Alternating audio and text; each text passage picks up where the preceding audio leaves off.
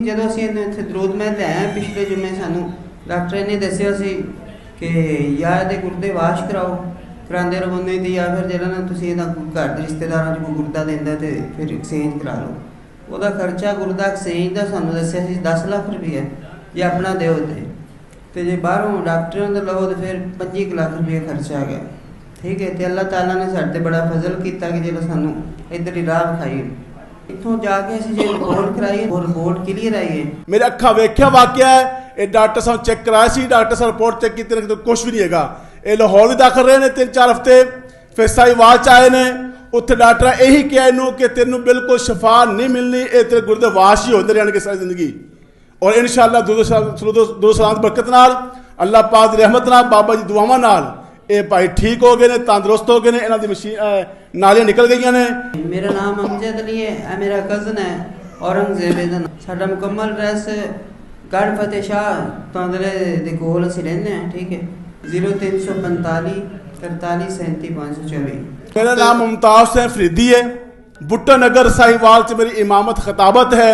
मेरा नंबर है 0302 69 31 399। जामिया फरीदिया साहिवाल दुनिया का अजीमो शान मशहूर मारूफ इदारा है। जामिया फरीदिया साहिवाल का मशहूर मारूफ इदारा है, उनके मैं हिफज इकरार पढ़ा रहा, कुरान पाक पढ़ा रहा। भुट्टो नगर साहिवाल से मेरी इमामत खताबत है। इन्हां दी जदों असीं इत्थे दरूद महल लिआए पिछले जुमे सानू डॉक्टर ने दस्सिया सी कि या इहदे गुर्दे वाश कराओ करांदे रहो नहीं ते या फिर जिहड़ा ना तुसीं इहदा घर दे रिश्तेदारां 'च कोई गुर्दा दिंदा ते फिर एक्सचेंज करा लो। ਉਹਦਾ ਖਰਚਾ ਗੁਰਦਾ ਐਕਸਚੇਂਜ ਦਾ ਸਾਨੂੰ ਦੱਸਿਆ ਸੀ 10 ਲੱਖ ਰੁਪਏ ਜੇ ਆਪਣਾ ਦਿਓ ਤੇ ਜੇ ਬਾਹਰੋਂ ਡਾਕਟਰਾਂ ਦਾ ਲਵੋ ਤੇ ਫਿਰ 25 ਲੱਖ ਰੁਪਏ ਖਰਚਾ ਆ ਗਿਆ। ਠੀਕ ਹੈ, ਤੇ ਅੱਲਾਹ ਤਾਲਾ ਨੇ ਸਾਡੇ ਬੜਾ ਫਜ਼ਲ ਕੀਤਾ ਕਿ ਜਿਹੜਾ ਸਾਨੂੰ ਇੱਧਰ ਹੀ ਰਾਹ ਵਿਖਾਈ। ਇੱਥੋਂ ਜਾ ਕੇ ਅਸੀਂ ਜੇ ਰਿਪੋਰਟ ਕਰਾਈ ਉਹ ਰਿਪੋਰਟ ਕਲੀਅਰ ਆਈ ਹੈ। ਠੀਕ ਹੈ, ਤੇ ਲਾਹੌਰੋਂ ਤੇ ਸਾहिवाल ਅਸੀਂ ਗੁਰਦੇ ਦੇ ਵਾਸ਼ ਕਰਾਏ ਨੇ ਤਕਰੀਬਨ 6 ਵਾਰੀ। 6 ਵਾਰੀ ਤੋਂ ਬਾਅਦ ਬਾਬਾ ਜੀ ਨੇ ਪਿਛਲੀ ਵਾਰੀ ਕਿਹਾ ਸੀ ਵੀ ਇੱਕ ਵਾਰੀ ਕਰਾ ਲਓ, ਆਖਰੀ ਵਾਰੀ ਅਗਲੀ ਵਾਰੀ ਆਓਗੇ ਤੇ ਨਾਲ ਹੀ ਲੈ ਜਾਏਗੀ। ये मेरे तलक वाले नहीं ने, दोस्त भी नहीं, मुसलमान भाई ने। डॉक्टर समीउल्लाह खान साहिवाल का बहुत बड़ा डॉक्टर है, बहुत बाहर मुल्कों च उन्होंने डिग्री हासिल कीतियां ने, यह उन्होंने फैल हैगी है और इस गुर्दियां का माहिर डॉक्टर है। और जब तक वो यही कहता कि ये गुर्दे वाश होने तो इलावा इनका कोई इलाज नहीं, गुर्दे वाश होने तो बाद कोई इनका इलाज नहीं, वाश ही होंगे ता हयात जिंदगी तक वाश होते रहने। मैं अपनी सिस्टर छोटी उत्थे लैके गया सी, 3 महीने तो इलाज करवा रहा। ये दोस्त उत्थे खड़े सी तो मैं पूछा यार तू किद्दां आया वा। फिर मैं बाहर निकल के इन्हां कोल गल कीती है, इन्हां दी अपना हमशीरा दे नाल गल कीती। मैं आख्या भी किद्दां ठीक होए आ। इन्हां आख्या जी फैसलाबाद एक इदारा है तहरीक दरूद महल, उनके विच बाबा जी सरकार बहते आ ते दम करते हैं और यकीन के नाल दम करते हैं तो इंशाअल्लाह कोई भी बीमारी हो ख़त्म हो जाती है। तो मैं उस दिन तो यकीन कर लिया, एक जामिया फरीदिया इदारे का एक गुलाम हो के खादम हो के खुद कुरान शरीफ पढ़ाना भी हाँ, पढ़ा भी रहा, पढ़ भी रहा, इमामत भी करवा रहे हैं, 5 वक्त नमाज पढ़ना भी है, पढ़ाना भी हाँ। लेकिन उनके बावजूद जो यकीन सन दुध पाक ते है वो किसी चीज़ से भी नहीं है। दुध पाक की कलाम के बरकत नाल ये भाई ठीक होए ने ते अज असीं भी इत्थे हाज़र हो गए हैं। मैं इस अदारे नूं वेख के बड़ा खुश होया, बहुत ही खुश है, दिली सुकून मिले है।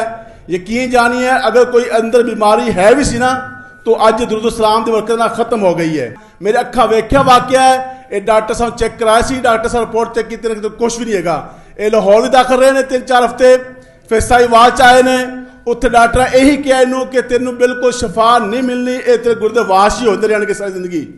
और इंशाअल्लाह दुरूद सलाम बरकत नाल अल्लाह पाक दी रहमत नाल बाबा जी दुआवां नाल ये भाई ठीक हो गए ने, तंदुरुस्त हो गए ने, इन्हां दी मशीन नालियां निकल गई ने, ये खांदे पींदे तंदुरुस्त काम कर रहे हैं, इस टाइम बच्चे खेल रहे हैं। मैं समीउल्लाह से क्लिनिक मोटरसाइकिल खड़ी की है तो ये मेरे मोटरसाइकिल अगे बैठे सी भाई ए गूंगा जी, तो मैं देखा बड़ी मुश्किल नाल बैठे सी, बड़ी मुश्किल हालत च, मैं देखा भी ये खरबूजा वगैरह फ्रूट वगैरह खा रहे थे बच्चे नाल।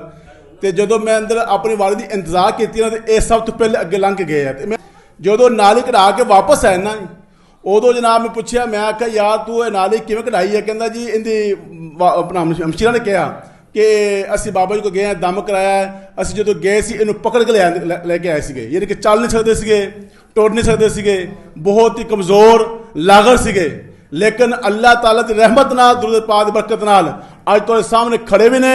ਨਾਲ ਹੀ ਰਹਿੰਦੇ ਆ ਇਕੱਠੇ ਮਾਰਕੀਟ, ਮੇਰੀ ਦੁਕਾਨ ਹੈ, ਇਹਨਾਂ ਦੀ ਵੀ ਦੁਕਾਨ ਹੈ, ਅਸੀਂ ਇਕੱਠੇ ਰਹਿੰਦੇ ਹਾਂ। ਪਿੰਡ ਵਾਲੇ ਸਾਰਿਆਂ ਨੂੰ ਪਤਾ ਨਹੀਂ, ਮਾਰਕੀਟ ਤੇ ਗੜਵਾ ਤੇ ਹੁੰਦਾ ਨਾ, ਬਾਹਰ ਮਾਲ ਡੰਗਰ ਦਾ ਕਰਦਾ ਸੀ ਨਾ। ਅੱਛਾ। ਤੇ ਲੇਕਿਨ ਸਾਨੂੰ ਤਾਂ ਪਤਾ ਹੈ ਸਾਰਿਆਂ ਨੂੰ, ਮੁੜ ਜਿਹੜੇ ਮਾਰਕੀਟ 'ਚ ਰਹਿੰਦੇ ਆ ਉਹਨਾਂ ਨੂੰ ਤਾਂ। ਜੀ ਸਾਡੇ ਪਿੰਡ ਦਾ ਮਸ਼ਹੂਰ ਮਰੂਫ ਦਫ਼ਤਰ ਮੋੜ ਦੇ ਉਹਦੀ ਹਸਪੀਟਲ ਹੈਗਾ ਸੀ, ਡਾਕਟਰ ਜ਼ਿਲ੍ਹੇ ਹਸਨੈਨ ਪੀਰ ਬਿਵਾਲ ਸ਼ਾਹ, ਠੀਕ ਹੈ, ਜਿਹੜੇ ਇਹਦੀ ਮਰਜ਼ ਨੂੰ ਜਾਣਦੇ ਨੇ, ਉਹਨਾਂ ਦੇ ਨਾਲ ਡਿਸਕਸ ਹੁੰਦੀ ਰਹਿੰਦੀ ਇਸ ਬਾਰੇ। अगर फिर भी तसल्ली ना हो तो किराया मुझसे ले हैं।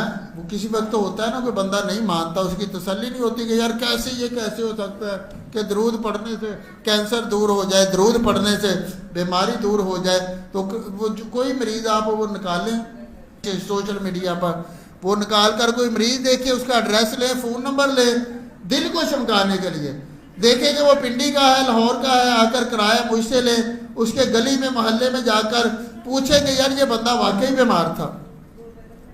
इस तरह तसल्ली हो सकती है ना नज़ीर साहब? आपका महकमा तसल्ली करने वाला है, जिनकी नहीं तसल्ली होती उनकी आप करते हैं। इस तरह तसल्ली हो जाती है।